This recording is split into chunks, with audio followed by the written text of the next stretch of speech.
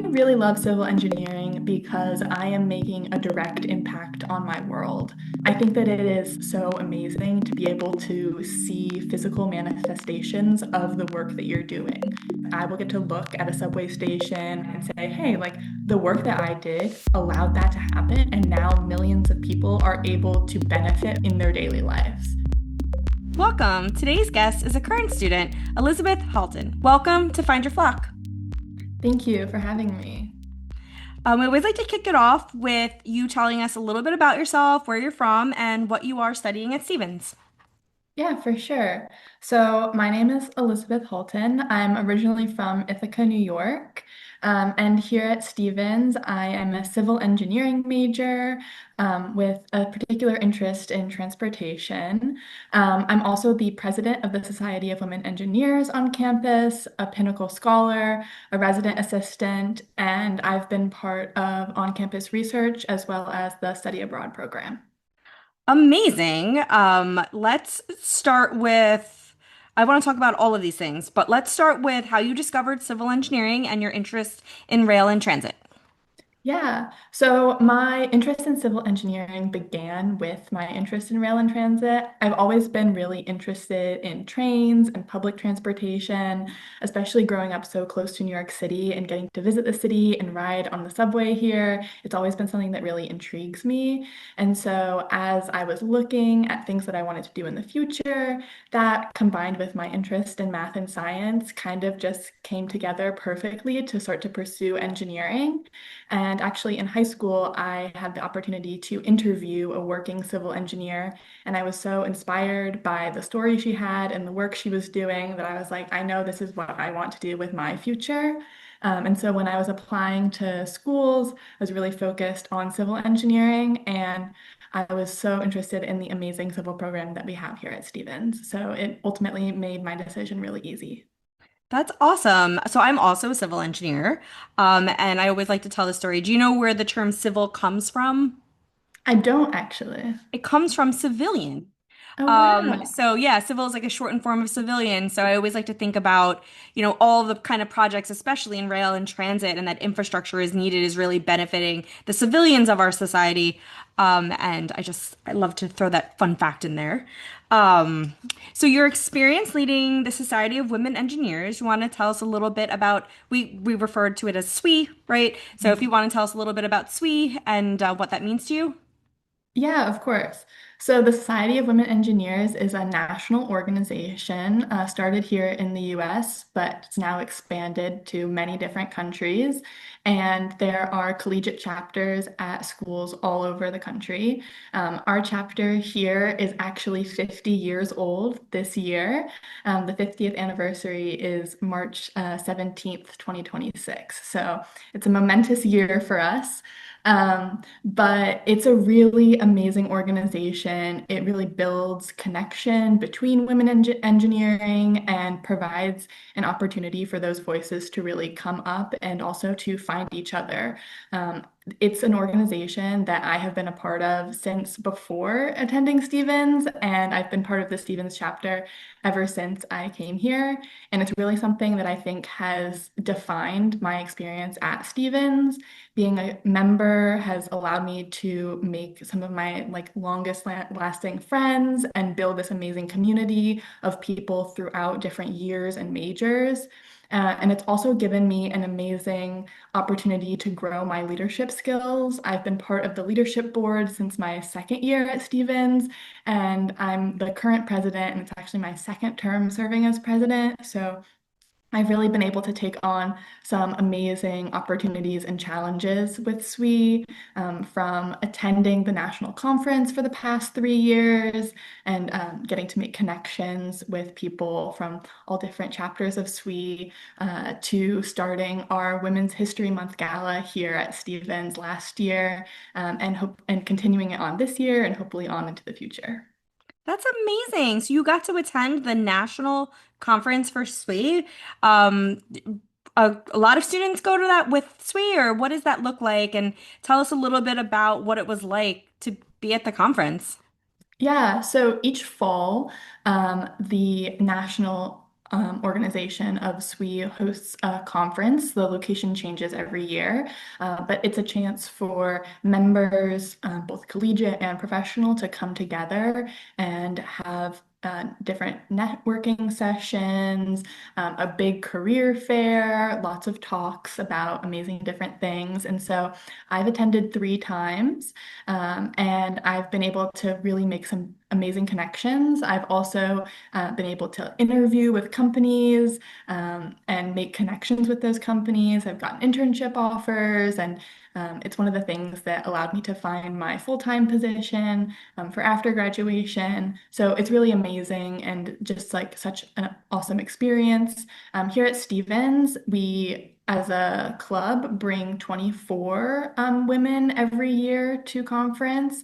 And so for the past 2 years as president, I've actually planned that trip, organized the fundraising, and put together all of the things like flights, hotels, and registration that are needed for that to happen. That's awesome. I love that so much. I love seeing all the photos from SWE when we get the photos back. Watching you all have those amazing opportunities is amazing. So I know you've had a couple of internships that maybe you got through SWE, but you did have a rail and transit internship. Is it TYLin or do you guys call it TYLin? Usually it goes by TYLin. Okay, TYLin. If you want to tell us a little bit about that internship, and then I also want to hear about what you have lined up after graduation. Yeah, so my experience with TYLin was amazing. It is a really wonderful company. I was at their Manhattan office working in their rail and transit department. And so through that experience, I got to experience what working in engineering design looks like. I was in, a professional office, so I got used to kind of that sort of culture and environment, which I think really helps me in my future. Walking into my career after grad, I have an expectation of kind of what it's going to look like. So that definitely is kind of a confidence booster walking away from school and into the professional world. I was also able to learn different software like Bluebeam or AutoCAD that are going to continue to help me as I pursue my professional career. And then I also just like got more access to the industry. Working in rail and transit in New York City, you're gonna have a million different MTA or Department of Transit projects. So by having this internship directly in the sector that I want to continue my career in, allowed me to start to build those connections and understanding of kind of how that world works. So definitely made me a lot more confident stepping into my future after graduation. Excellent. And your outcome is secured for after graduation? Yes, after graduation, I have a full-time position with Jacobs, working also in their rail and transit department. That's excellent. Fantastic. Congratulations. Thank you very much. I mean, I know you're super busy planning all of the Women's History Month and everything going on, and I'm sure you're super busy till graduation, but it must be a load off to know what's next for you. Yeah, definitely having a, set plan for after graduation is something that has made my senior year a lot more calm. And it's an amazing opportunity, a wonderful company, and they're a corporate sponsor of SWE, so I get to continue my work that I do with SWE even after graduation. Even better. That's awesome. So I'm sure Jacobs is going to want to see you move towards a professional path of licensure. So do you want to tell everybody about if you are you preparing to take the FE or have you already taken the FE? And any advice for students around the FE? Yeah, for sure. So I've actually already passed my FE exam. I studied and took the exam during the summer between my junior and senior years. And I would say that that is definitely recommended. It was certainly a challenge to be completing an internship while also studying for such a comprehensive exam. But I think that I was really able to balance it well. And not taking it while I was actively taking classes, I think was kind of a better situation for me personally. Um, I think that time between junior and senior year is really amazing because you have taken pretty much all of the courses that directly speak to the FE exam, which is another amazing thing about Stevens. The civil engineering coursework speaks directly to the FE exam. So all of the sections were things that I had covered previously in class. It made, my job of reviewing and studying for that exam much easier. Um, and then I would also say another amazing Stevens resource is the FE exam Canvas page. Similar to, a regular course you would take in the civil engineering department, there is a Canvas shell, just for studying for the FE exam, where there's different quizzes and materials you can take and use from there to study. And so that was something that I definitely utilized throughout my studying and was really helpful in my confidence going into the exam and then my passing upon first attempt. That's amazing. That's awesome. And that is literally step one towards professional engineering license. And then every 2 years for the rest of your life, you get to renew it once you get your PE. My application's due at the end of April, and I'm just finishing up my sustainability certification for my continuing education credits. So you're never done learning as a civil, which Yes, yes. is one of the best parts about the field. So that's amazing. So I know you've also, besides having internships, you were able to do some undergraduate research work as well. Do you want to tell us a little bit about your undergraduate research? Yeah, so I was able to participate in undergraduate research here at Stevens for 2 years. I was in the Advanced Concrete Technology Lab, which is led by Dr. Wayne Mung, and I was working under the PhD student Yuhan Wang. And so we were looking at different ways to improve concrete. So, kind of the focus of the lab that I was working on was bio-inspired concrete materials. Oh, So, looking at layered structures from nature and applying that to cementitious materials to improve their durability. Through that experience, I was working mostly as like a lab assistant, and it was really amazing. I got access to learn so many different types of machines and different kind of ways to test concrete. It was such an interesting kind of exploration for me, and I'm really so thankful for that experience that I have had. And actually, through that experience, I was able to get published as a co-author on a publication. that's fantastic. Congratulations. Thank you. That's so exciting. So I think, thinking about infrastructure and transit careers, do you have any advice for students that are also really jazzed up about public transportation and trains? And how does somebody get started? How can you position yourself for a career in those industries? Yeah. So, I mean, first of all, take any classes that you can see that are related to that. So, I've taken transportation engineering here at Stevens.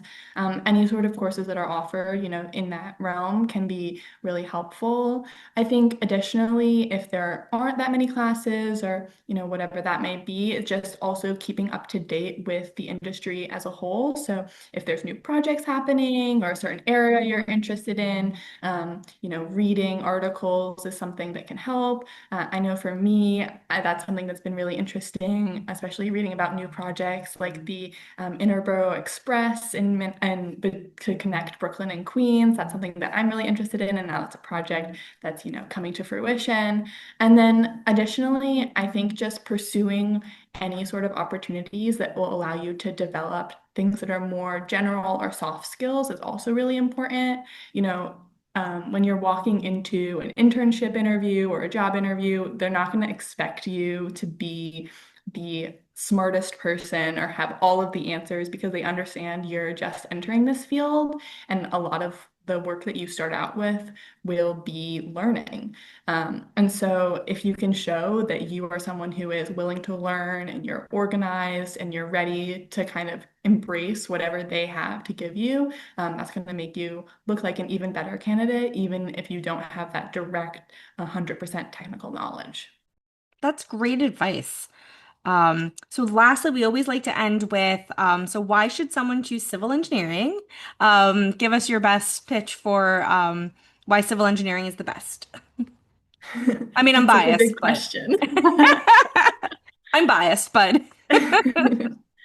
I really love civil engineering because I am making a direct impact on my world.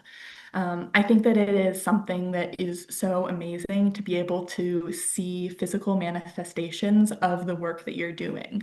As someone who's working, in the future on MTA projects, I will get to look at a subway station or a bus depot or a train line and say, hey, like the work that I did allowed that to happen. And now millions of people are able to benefit from that in their daily lives. So I think really being able to shape the environment of the future is something that is so inspiring for me, especially as someone who is really interested in sustainability and making the world a better place in the future. I think that being part of civil engineering and getting to continue on that legacy of innovation, sustainability, and accessibility is something that I feel really inspired by, and I can't wait to pursue. oh, that's so good. I love that so much. Same, same, same. Thank you so much for joining us. That's all the time we have for today. I want to thank Elizabeth for joining us and taking the time.